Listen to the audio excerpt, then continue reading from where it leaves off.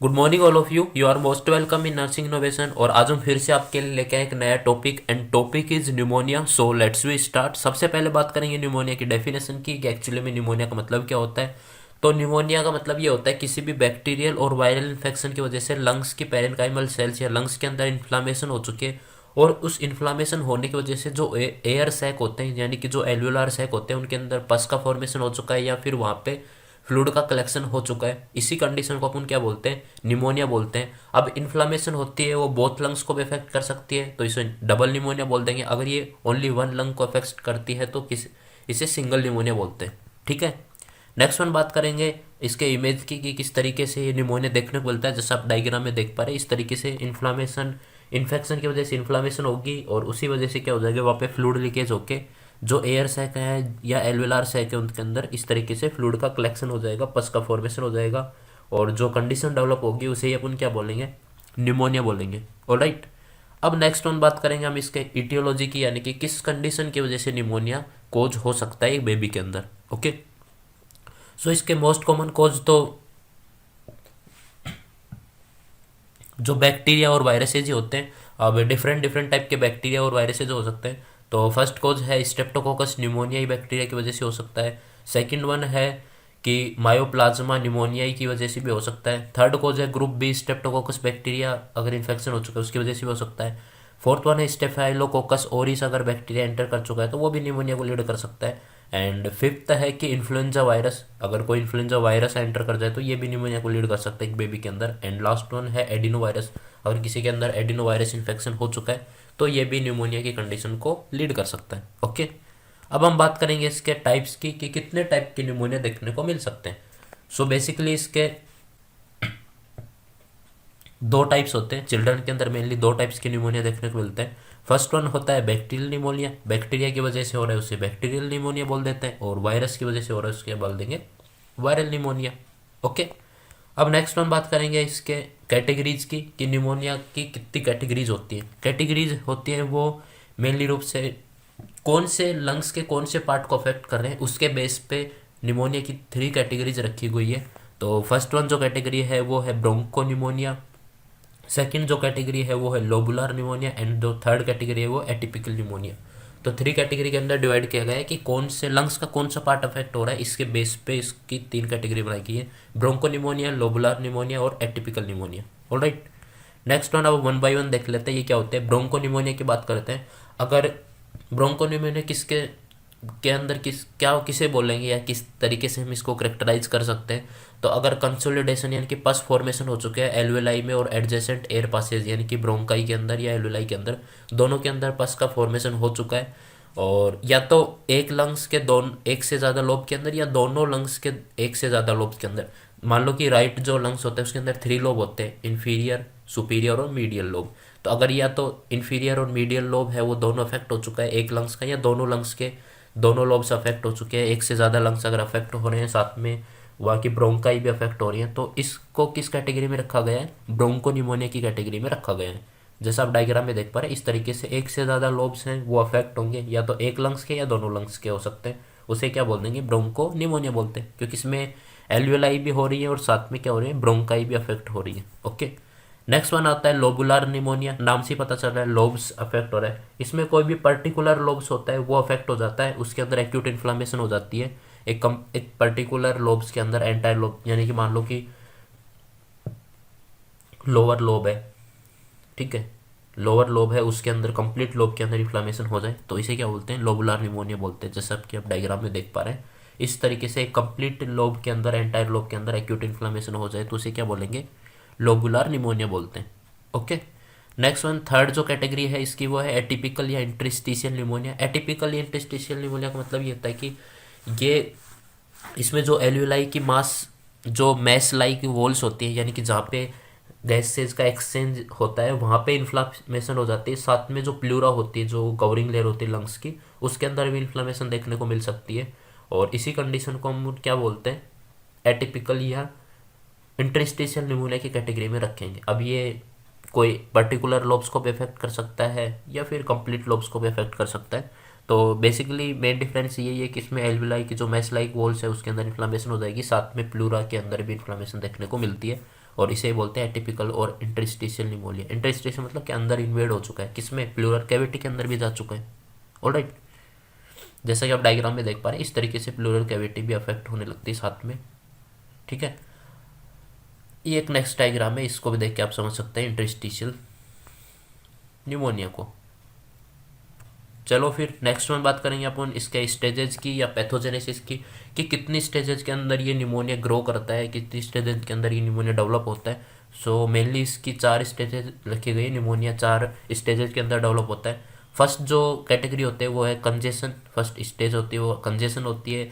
Second जो stage होती है उसके बाद कंजेशन के बाद रेड हेपेटाइजेशन देखने को मिलता है, और फिर थर्ड स्टेज डेवलप होती है इसकी ग्रे हेपेटाइजेशन, और लास्ट जो है रिसोल्यूशन और रिकवरी स्टेज होती है। ओके, अब वन बाय वन देख लेते हैं कि कौन सी स्टेज के अंदर क्या क्या कंडीशन अराइज देखने को मिल सकती है। सो सबसे पहले बात करेंगे कंजेशन की को। तो कंजेशन से नाम से ही पता चल रहा है कंजेशन होगा वहाँ पे, मतलब कि कोई फ्लूइड कलेक्शन हो जाएगा। तो ये फर्स्ट स्टेज होती है जो कि 24 घंटे के अंदर डेवलप हो जाती है। जैसे ही निमोनिया हुआ किसी बेबी के अंदर, बैक्टीरिया वायरस गया, निमोनिया क्रिएट हुआ, तो उसके विद इन द 24 आवर के अंदर ही कंजेशन की कंडीशन देखने को मिलती है। और फर्स्ट स्टेज होती है ओबियसली, और कंजेशन के अंदर हमें क्या देखने को मिलेगा, जो एल्वुलर कैपिलरीज होती हैं उनकी क्या होता है, परमेबिलिटी बढ़ जाती है, और परमेबिलिटी बढ़ने की वजह से फ्लूइड लीकेज होने लगता है एल्वुलर सैक के अंदर, और एल्वुलर सैक फिलअप हो जाते हैं ब्लड से और फ्लूइड से, और क्या हो जाता है वहाँ पे कंजेशन हो जाता है, और इसीलिए इसको कंजेशन स्टेज बोलते हैं। जैसा कि आप डायग्राम में देख पा रहे हैं, कंजेशन हो चुका है, एल्वुलर फ्लूइड है वो एल्वुलर सैक के अंदर क्या हो चुका है, जो एल्वुलर कैपिलरीज हैं वो लीक हो चुकी है, और वो पूरा फ्लूइड कहाँ आ चुका है, एल्वुलर स्पेस के अंदर आ चुका है, और कंजेशन की कंडीशन डेवलप हो चुकी है, और इसे ही बोलते हैं congestion stage. Okay, next one बात करेंगे अपन सेकेंड स्टेज की, रेड हेपेटाइजेशन। अब जो फ्लूइड वगैरह तो लीकेज हो चुके हैं, अब जैसे जैसे कि इन्फेक्शन और स्प्रेड होगा, जैसे 2 से 3 दिन हो जाएंगे कंजेशन वाली स्टेज को, तो सेकेंड स्टेज डेवलप होगी रेड हेपेटाइजेशन की। तो इसके अंदर क्या होगा कि जो लंग्स हो जाता है वो रेड, फर्म और एयरलेस हो जाता है, और लाइक एज लीवर की तरह दिखने लगे, क्योंकि लीवर का कलर रेडिश ब्राउन कलर का होता है। तो इस तरीके का ये अपीयरेंस हो जाता है लंग्स का भी। क्यों, अब ये कंडीशन क्यों हो जाती है तो इसकी बात कर लेते हैं। तो इसके अंदर क्या होगा, जैसे जैसे स्टेज और ज़्यादा वर्ज होती जाएगी तो परमेबिलिटी और ज़्यादा बढ़ जाएगी ब्लड वेसल्स की, तो वहाँ पे जो WBC है और RBC है, और जो डैमेज एपिथेलियल सेल्स और फिब्रिन्स हैं वो भी लीकेज होने लगेंगे एल्वुलर सैक के अंदर, और वहाँ पे आ जाएंगे। इसी वजह से वहाँ पे RBC आ गई है, ब्लड आ गया है, तो इसी कंडीशन की वजह से वहाँ पे रेड कलर देखने को मिलता है, और इसीलिए इसको रेड हेपेटाइजेशन स्टेज होती है, सेकंड स्टेज। ओके, इस तरीके से क्या होंगे, RBC, न्यूट्रोफिल्स, एपिथेलियल सेल्स हैं, फिब्रिन है, वो सब कुछ क्या हो जाएगा, सिपेज होने लगते हैं एल्वुलर सैक के अंदर ब्लड कैपिलरीज से। ओके, अब चलते हैं इसके थर्ड स्टेज के अंदर, ग्रे हेपेटाइजेशन। अब RBC वगैरह भी आ चुके हैं, फिब्रिन वगैरह भी आ चुके हैं, तो जैसे ही रेड हेपेटाइजेशन हो जाएगा उसके 2 से 3 दिन बाद थर्ड स्टेज डेवलप हो जाएगी ग्रे हेपेटाइजेशन की, और इसे एवेस्कुलर स्टेज बोलते हैं, क्योंकि इसमें अब सब कुछ तो आ चुका है, कुछ भी सिपेज नहीं होगा, कुछ नॉर्मल फिब्रिन वगैरह सिपेज होंगे, बाकी सब कुछ सिपेज होना बंद हो जाएगा। और इस स्टेज के अंदर मेनली रंग से जो लंग्स होता है वो ग्रेइश ब्राउन कलर का दिखने लगता है या येलोविश कलर का दिखने लगता है, इसीलिए इसको ग्रे हेपेटाइजेशन बोलते हैं। अब ये क्यों होता है, क्योंकि RBC वहाँ पे आ चुकी थी, अब वहाँ पे इन्फेक्शन भी है, न्यूट्रोफिल्स भी आ चुकी है, तो वहाँ पे RBC क्या होगी, डिस्ट्रॉय होने लगेंगी, और RBC डिस्ट्रॉय होंगे तो ओबियसली वहाँ पे कलर क्या होगा, बिलिरुबिन का प्रोडक्शन होगा, इस वजह से ग्रेइश कलर हो जाएगा लंग्स का, और इसी वजह से इसको ग्रे हेपेटाइजेशन स्टेज बोलते हैं, थर्ड स्टेज। RBC आने के बाद क्या होंगे, वहाँ पे RBC डिस्ट्रॉय होने लगती है और वहाँ का कलर ग्रेइश ब्राउन हो जाता है, और ग्रे हेपेटाइजेशन बोल देते हैं इस स्टेज को, जैसा आप डायग्राम में देख पा रहे हैं। इस तरीके से ग्रे हेपेटाइजेशन की कंडीशन देखने को मिलते हैं, और इसके अंदर जो लंग्स हैं पेलर और ड्रायर होंगे, नॉर्मल रूप से जो होते हैं उससे पेलर होंगे। क्यों, क्योंकि वहाँ पे RBC वगैरह का डिस्ट्रक्शन होने लगा है, डिसइंटीग्रेशन हुआ है, तो वहाँ पे क्या होगा, प्रोडक्शन हुआ बिलिरुबिन का वेस्ट प्रोडक्ट का साथ में, इसलिए ग्रेइश ब्राउन कलर का अपीयरेंस होने की वजह से वहाँ पे पेलर दिखाई देंगे। साथ में इसमें परसिस्टेंट जो फिब्रिन एक्जुडेट होते हैं वो आते ही रहते हैं, बाकी सब कुछ फ्लूइड वगैरह तो आना बंद हो जाता है, फिब्रिन है वो लीकेज होते ही रहते हैं एल्वुलर सैक के अंदर जो ब्लड कैपिलरीज रहते हैं उनसे। ओके, इसीलिए तो इसको एवेस्कुलर स्टेज बोलते हैं, क्योंकि सब कुछ आना बंद हो चुका है। नॉर्मल कंडीशन में फिब्रिन एक्जुडेट तो चलते ही रहते हैं, लीकेज होना।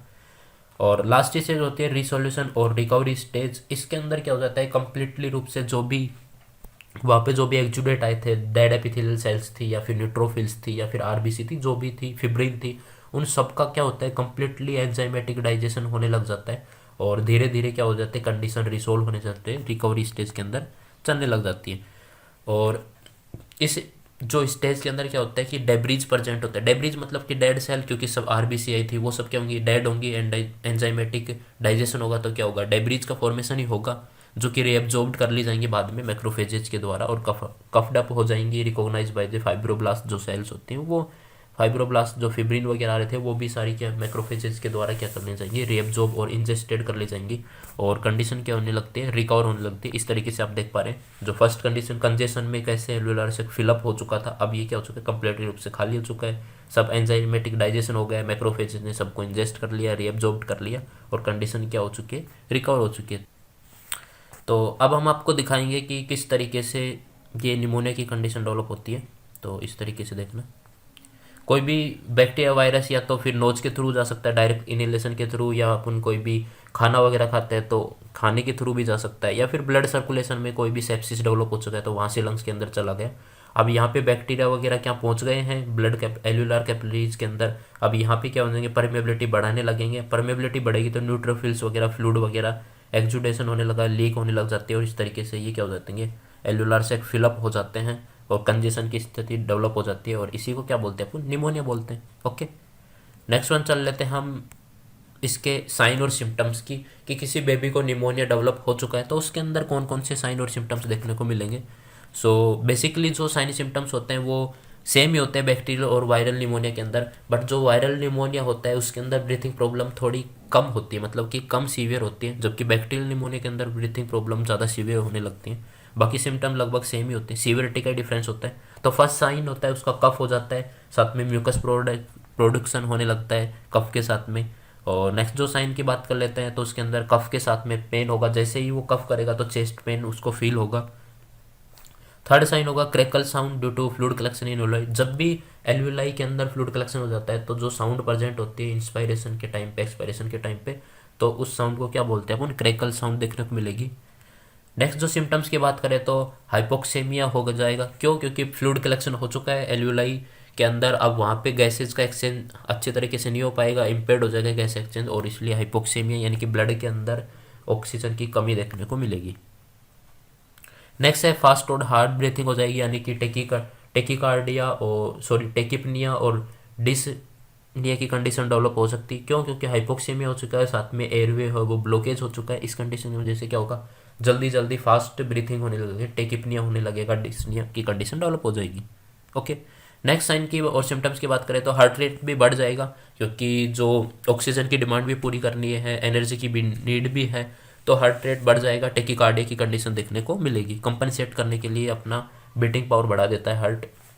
नेक्स्ट है टायर्डनेस हो जाएगी, क्यों, क्योंकि टेकिपनिया हो चुका है, टेकिकार्डिया हो चुका है। अब जैसे ज़्यादा लंग्स काम करेगा, ज़्यादा हार्ट काम करेगा, एक्सेसरी मसल्स का ज़्यादा यूज होगा तो एनर्जी ज़्यादा बर्न होगी, ज़्यादा एनर्जी बर्न होगी तो टायर्डनेस देखने को मिलेगी ओबियसली। ओके, अब हम बात करेंगे नेक्स्ट साइन की, तो ब्लड हो जाएगा, स्पूटम के अंदर ब्लड आएगा। क्यों, क्योंकि अपने देखा था इसकी पैथोजेनेसिस के अंदर, स्टेजेस के अंदर की ब्लड है वो लीकेज हो रहा है, जैसे जैसे कंडीशन सीवियर होती जा रही है ब्लड भी सीपेज हो रहा है, लीकेज हो रहा है, या सीपेज जो भी बोल दो आप, तो वो लीक हो चुका है। तो जैसे ही स्पूटम आएगा तो उसके अंदर भी ब्लड देखने को मिलेगा, यानी कि हेमेटोप्टेसिस की कंडीशन देखने को मिलेगी, हीमोप्टेसिस। ओके, नेक्स्ट वन बात करेंगे नेक्स्ट साइन और सिम्टम्स की, तो लॉस ऑफ एपेटाइट हो जाएगा। अब एपेटाइट के और डिजीज कंडीशन, जब भी बीमार होते हैं तो भूख तो कहाँ ही लगती है, एपेटाइट पूरी लॉस हो जाती है। और नेक्स्ट है फीवर ड्यू टू इन्फेक्शन, और बॉडी के अंदर इन्फेक्शन होता है ओबियसली टेम्परेचर तो हाई हो गई, ये तो नॉर्मल साइन है फीवर तो। अब हम बात करेंगे इसके डायग्नोस्टिक इवैल्यूएशन की, किसी बेबी को निमोनिया हो चुका है तो किस तरीके से इन्वेस्टिगेट करेंगे निमोनिया को। सो बेसिकली जो फर्स्ट वन जो होता है वो फिजिकल एग्जामिनेशन और हिस्ट्री कलेक्शन करते हैं, साइन सिम्टम देखते हैं कि पीछे प्रीवियस कोई इन्फेक्शन वगैरह तो नहीं था, इसको निमोनिया वगैरह तो नहीं था, कोई बैक्टीरियल वायरल जो इन्फेक्शन तो नहीं हो चुका है, इसलिए हिस्ट्री कलेक्शन भी करना बहुत ज़्यादा ज़रूरी है। नेक्स्ट जो इन्वेस्टिगेशन होता है वो चेस्ट एक्सरे करते हैं, और चेस्ट एक्सरे होता है जो कि बेस्ट और कन्फर्मेटिव डायग्नोसिस की बात करें निमोनिया का तो वो है चेस्ट एक्सरे। और चेस्ट एक्सरे में हम पता लगा सकते हैं कि कौन से लोब के अंदर हुआ है, लोबुलार है या फिर ब्रोंको वाला है, ब्रोंको निमोनिया है, या फिर इंटरस्टिशियल वाला निमोनिया है। तो इस तरीके से अपन देख सकते हैं फ्लूइड कलेक्शन कितना हो चुका है, कंडीशन कितनी सीवियर है, मॉडरेट है या माइल्ड है। तो इसलिए इसको कन्फर्मेटिव या बेस्ट डायग्नोसिस माना है निमोनिया का, किसको, चेस्ट एक्सरे को। ओके, नेक्स्ट हम डायग्नोसिस की बात करेंगे वो है स्पूटम कल्चर। और स्पूटम कल्चर इसलिए करते हैं कि अपन देखते हैं पर्टिकुलर किस बैक्टीरिया की वजह से इन्फेक्शन हुआ है या किस वायरस की वजह से इन्फेक्शन हुआ है, उसको डिटेक्ट करने के लिए स्पुटम कल्चर करते हैं। नेक्स्ट है ब्लड टेस्ट, और ब्लड टेस्ट के अंदर अपन क्या करते हैं, इन्फेक्शन को डिटेक्ट करने के लिए ही ब्लड टेस्ट किया जाता है, और इसके अंदर WBC हमेशा इंक्रीज बनेगी, क्योंकि जब भी इन्फेक्शन होता है तो WBC की काउंट क्या हो जाती है, बढ़ जाती है। नेक्स्ट डायग्नोसिस की बात करें तो पल्स ऑक्सीमीटर, और पल्स ऑक्सीमीटर इसलिए करते हैं ताकि मेजर कर पाएँ कि ब्लड के अंदर जो ऑक्सीजन सेचुरेशन को मेजर करने के लिए पल्स ऑक्सीमीटर का यूज़ करते हैं, जैसा कि आप डायग्राम में देख पा रहे हैं। इस टाइप का एक पल्स ऑक्सीमीटर होता है, और इसको अपन फिंगर के अंदर लगा के और चेक करते हैं पल्स, और SpO2 दोनों को मेजर करता है, ऑक्सीजन सेचुरेशन को। ओके, अब हम बात करेंगे नेक्स्ट डायग्नोसिस की, तो प्लूरल फ्लूइड कल्चर भी करते हैं कि प्लूरल कैविटी के अंदर तो नहीं जा चुका इन्फेक्शन, जैसा कि आपने देखा था जो इंटरस्टिशियल टाइप का जो निमोनिया था, वो क्या होता है, प्लूरल कैविटी के अंदर भी इन्फेक्शन स्प्रेड होने लगता है, तो इसलिए अपन प्लूरल कैविटी फ्लूइड को भी देखते हैं जांच करने के लिए। ओके, नेक्स्ट वन बात करेंगे हम इसके मेडिकल मैनेजमेंट की। किसी बच्चे को निमोनिया हो चुका है तो कौन कौन सी मेडिसिन देंगे, कौन कौन से टाइप का मेडिकल मैनेजमेंट अपन परफॉर्म करने वाले हैं निमोनिया को ठीक करने के लिए। ओके, तो फर्स्ट वन है एंटीबायोटिक्स देते हैं, और एंटीबायोटिक्स ट्रीट करने के लिए जो बैक्टीरियल निमोनिया है उसको ट्रीट करने के लिए ओबियसली एंटीबायोटिक प्रोवाइड करते हैं। एग्जाम्पल की बात करें, डॉक्सीसाइक्लिन दे दो, लियोफ्लोक्सासिन दे दो, या क्लेरिथ्रोमाइसिन दे दो, या मोक्सिसिलिन एक्सेट्रा, कोई भी ब्रॉड स्पेक्ट्रम एंटीबायोटिक स्टार्ट करते हैं, क्योंकि बैक्टीरियल इन्फेक्शन होता है वो एक्यूट कंडीशन, और जो ब्रीथिंग प्रॉब्लम है बहुत ज़्यादा सीवियर होती है। आपने प्रीवियसली स्टडी किया है पुण्य की बैक्टीरियल जो निमोनिया होता है उसमें ज़्यादा कंडीशन सीवियर देखने को मिलती है, इसलिए broad spectrum antibiotic doxycycline, levofloxacin, clarithromycin, amoxicillin etcetera कोई भी मेडिकेशन देते हैं एंटीबायोटिक वाली। नेक्स्ट है एंटीवायरल मेडिकेशन, अगर वायरल इन्फेक्शन है तो एंटीवायरल मेडिकेशन देंगे, अगर वायरल निमोनिया हो चुका है या फ्लू रिलेटेड निमोनिया है तो। ओके, अब एग्जांपल की बात करें तो इसमें जेनाम्यूवर होता है, ओसेल्टाम्यूवर होता है, तो इस टाइप के एंटीवायरल मेडिकेशन स्टार्ट करते हैं बेबी को। ओके, नेक्स्ट वन बात करेंगे एसिटामिनोफेन, यानी कि पैरासीटामोल की बात करें अपन फीवर को ट्रीट करने के लिए और डिस्कम्फर्ट को ट्रीट करने के लिए नेक्स्ट जो मेडिकेशन होती है वो एसिटामिनोफेन होती है, पैरासीटामोल बोलते हैं इसको। ओके, नेक्स्ट है ऑक्सीजन थेरेपी प्रोवाइड करेंगे, क्योंकि हाइपोक्सीमिया की कंडीशन डेवलप हुई थी और इसी वजह से और भी अदर जो एडिशनल सिम्टम्स आ रहे थे, टेकिकार्डिया, टेकिपनिया, डिस्ने की कंडीशन, और ये सब भी एनर्जी लॉस हो रही थी, तो इन सबको ट्रीट करने के लिए ऑक्सीजन थेरेपी देंगे ताकि हाइपोक्सीमिया ट्रीट हो जाए तो सारी कंडीशन ट्रीट हो जाएंगी। हाइड्रेशन को मेंटेन करने के लिए, एनर्जी को लेवल को मेंटेन करने के लिए IV फ्लूइड देंगे, क्योंकि बच्चा कुछ खा तो रहा नहीं है तो उसको IV फ्लूइड स्टार्ट करेंगे, एपेटाइट तो लॉस हो चुकी है। अब हम बात करेंगे इसके नर्सिंग मैनेजमेंट की कि एज ए नर्स अपन क्या मैनेजमेंट कर सकते हैं निमोनिया का। तो फर्स्ट होने का एडिक्वेट रेस्ट प्रोवाइड करना है, क्योंकि एनर्जी को सेव करना है, टेकिकार्डिया, टेकिपनिया की वजह से एक्सेसिव एनर्जी बर्न हो रहा था, रेस्टलेसनेस देखने को मिल रही थी, तो सारी एनर्जी को सेव करने के लिए अच्छी प्रॉपर रेस्ट प्रोवाइड करनी है बच्चे को। नेक्स्ट वन है प्रॉपर जो फ्लूइड वगैरह देना है ताकि जो म्यूकस है वो थिन हो पाए और हाइड्रेशन भी मेंटेन हो पाए, इसलिए ज़्यादा से ज़्यादा फ्लूइड देना है बेबी को। ओके, नेक्स्ट होता है जो मैनेजमेंट नर्सिंग वाला, जो बेबी है उसको कूल ह्यूमिडिफायर के अंदर जो रूम है उसके अंदर प्लेस करते हैं ताकि रेस्पिरेशन ईजियर हो सके, क्योंकि जैसे ह्यूमिडिफाई होगा तो म्यूकस होता है, ह्यूमिडिफिकेशन होता है, वो म्यूकस को थिन करने में हेल्प करता है, लूज करने में हेल्प करता है ताकि वो बाहर आ पाए, रिमूव आउट हो पाए, इसलिए उसको कूल जो ह्यूमिडिफायर रूम है उसके अंदर प्लेस करना है बेबी को। नेक्स्ट है चेस्ट पे और बैक पे टैपिंग करनी है बेबी के, ताकि वो जो म्यूकस जो सीक्रेशन हो रहा है वहाँ पे अंदर वो कंजेस्टेड हो चुका है वो ब्रेक हो पाए और बाहर एयरवे से रिमूव हो पाए। ओके, नेक्स्ट जो मैनेजमेंट है प्रमोट करना है, सेमी फाउलर पोजीशन प्रोवाइड करनी है बेबी को ताकि गैस एक्सचेंज, जैसे ही सेमी फाउलर पोजीशन देते हैं तो क्या होता है एब्डोमिनल मसल रिलैक्स हो जाती है, साथ में लंग्स को एक्सपांड होने के लिए स्पेस मिल जाता है, इसलिए सेमी फाउलर पोजीशन देते हैं जब भी ब्रीथिंग प्रॉब्लम होती है तो गैस एक्सचेंज को इम्प्रूव करने के लिए। अब सवाल आता है कि निमोनिया का प्रिवेंशन अपन कैसे कर सकते हैं, तो बेस्ट प्रिवेंशन है कि जो series of pneumococcal vaccine provide करते हैं बेबी को, जैसे ही बर्थ हो जाता है तो जिस टाइम पे निमोनिया की वैक्सीन लगनी चाहिए तो वो निमोनिया की वैक्सीन इसको देते हैं। बेसिकली जो 2 टाइप की न्यूमोकोकल वैक्सीन देनी पड़ती है, जैसे ही बेबी का बर्थ हो जाए और 1 साल के अंदर अंदर 2 वैक्सीन देनी निमोनिया की, सीधी बात है ये। जब इन्फेंटाइल एज होती है उस टाइम पे दोनों निमोनिया की वैक्सीन उसको दे देनी चाहिए ताकि फ्यूचर में उसको निमोनिया ना लगे। तो जो फर्स्ट होता है, जो फर्स्ट जो वैक्सीन होते हैं वो है न्यूमोवैक्स वैक्सीन, और सेकंड जो वैक्सीन होती है वो है प्रेवनार वैक्सीन। तो ये 2 निमोनिया के लिए वैक्सीन है जो दे बच्चे को within the 1 year of age birth के बाद में, तो निमोनिया से प्रिवेंट किया जा सकता है। सो आज का टॉपिक यहीं पे ख़त्म होता है, मिलते हैं नेक्स्ट लेक्चर में, तब तक के लिए wish you very all the best and thanks for watching.